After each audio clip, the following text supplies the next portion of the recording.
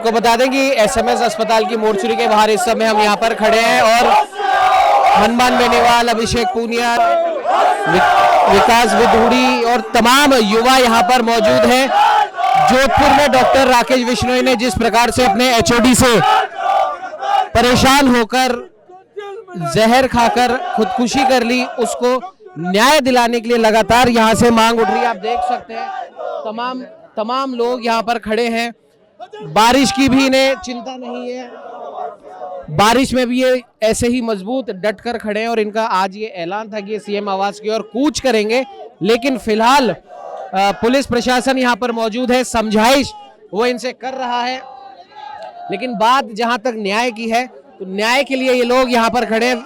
विधूड़ी जी हमारे साथ यहाँ पर मौजूद है, उनसे बात करेंगे। आज लगातार इतने दिनों से यहाँ पर डटे हैं, बारिश इतनी आ रही है, उसके बाद भी आंधी बारिश की परवाह किए बिना आप यहाँ पर खड़े, क्या कहेंगे? देखिए सर, जब न्याय की बात आई, जब हमारे भाई को न्याय दिलाने की बात आएगी तो आंधी तूफान बारिश हम नहीं देखेंगे।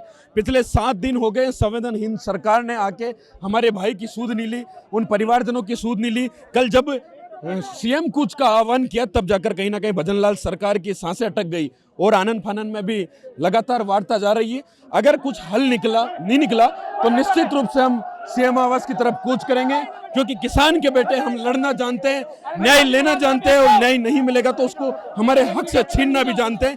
क्योंकि एक माँ का बेटा वो जिसने डॉक्टरी का सपना देखा और उस सपने को बुनने में उसे 8 से 10 साल लग गए, उस कुर्सी तक जाने में, और उसके बावजूद एचओडी जैसे लोग उसको प्रताड़ित करते हैं, उनके प्रताड़ना के कारण वह गलत कदम उठाता है। तो मैं कहूँगा कि ये हत्या नहीं, सुनियोजित तरीके से, प्रायोजित तरीके से की गई हत्या है, तो तुरंत रूप से एचओडी को गिरफ्तार किया जाना चाहिए।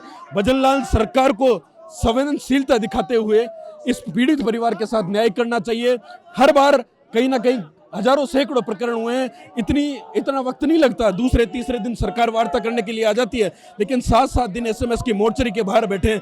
वो गांव में रोती बिलखती माँ अपने बेटे की पार्थिव देह का इंतजार कर रही है, वो पत्नी अंतिम संस्कार के लिए, अंतिम दर्शन करने के लिए इंतजार कर रही है। लेकिन भजनलाल सरकार की हठधर्मिता वास्तव में निकम्मेपन पे उतारू है पूरी सरकार। हमारे साथ आरएलपी सुप्रीमो हनुमान बेनीवाल भी यहाँ पर मौजूद है, उनसे भी हम बात करने की कोशिश करेंगे। भाई साहब, लगातार पिछले 7 दिन से आप लोग यहाँ पर बैठे हैं, धूप बरसात की भी आप लोगों ने परवाह नहीं करी है और एसआई भर्ती का आंदोलन हम आपका देख चुके हैं। एक बार आप लोग युवाओं के एक और आंदोलन में गए थे और अब एक बार फिर से एक युवा की, एक डॉक्टर की लड़ाई आप लड़ रहे हैं, लेकिन सरकार का तो कोई नुमाइंदा यहाँ पर नहीं आता है। जब आप सीएम हाउस की तरफ जाने का ऐलान करते हैं उस समय सारा प्रशासन आ जाता है। अभी कूच करने का रुख है, थोड़ी देर बाद भजनलाल के आवास की तरफ कूच करेंगे हजारों नौजवान।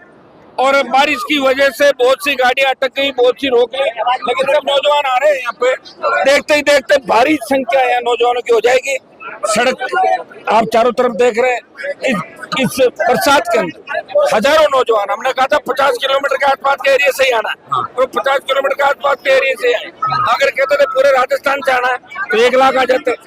और अब इनके मन में एक ही चीज है, कैसे न कैसे करके कूच करो, ये मांगे छोड़ो कि कूच करने से ही सरकार का दिमाग ठीक होगा। माने की बात नहीं बनी और कूच होगा, 100% होगा। बात हम नहीं कर रहे हैं, बात सरकार परिजनों के साथ सुबह से लगी हुई है।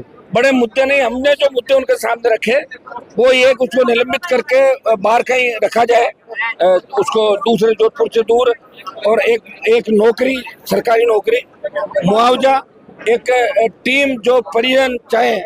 और विष्णु समाज के नेता भी हमारे साथ है, सारे जाट समाज के नेता भी साथ है, सर्व समाज इस आंदोलन में साथ है।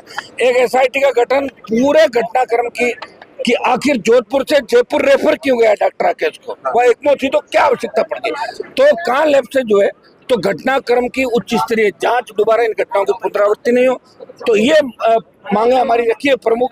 और उन्होंने कहा कि गिरफ्तारी में दिक्कत आ रही है, तो मैंने कहा ठीक है, आप परिजनों को संतुष्ट कर लो, लेकिन हमें एश्योर कर दो कि जो टीम आपकी बनाएगी 4, 5, 7 दिन के अंदर बात करके उसको अरेस्ट करेगी। ये हमारी सारी मांगे, छोटी सी मांगे, लेकिन सरकार जानबूझ के संवेदनहीनता करी है।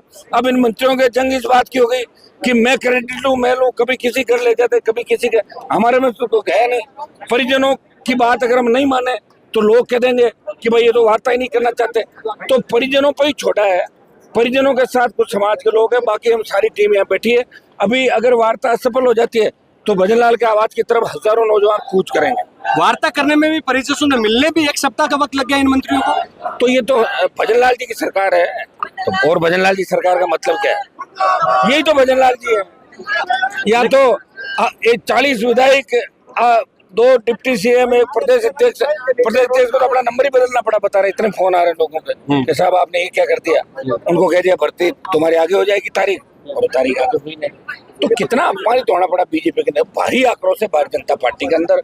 राम के भरोसे चल रहा है राजस्थान, यहाँ पोपा भाई का राज है, और उसी का परिणाम है कि नौजवान आज सड़कों पे खुद अपना अधिकार लेके खड़ा है। भीगते आप ये देखो, ऐसे आंदोलन आपको बहुत कम मिलेंगे देश के अंदर कि बारिश, बाढ़ और आंधी, तूफान, गर्मी जिनका रास्ता नहीं रोक पाए वो नौजवान है। जिस 1857 की क्रांति इस देश के आजादी के अंदर प्रमुख क्रांति थी, उसी तरह ये जो आंदोलन चल रहे हैं पिछले 2 महीने से राजधानी के अंदर, ये आंदोलन इस भारतीय जनता पार्टी के ताबूत और के अंदर आखिरी कील साबित होंगे।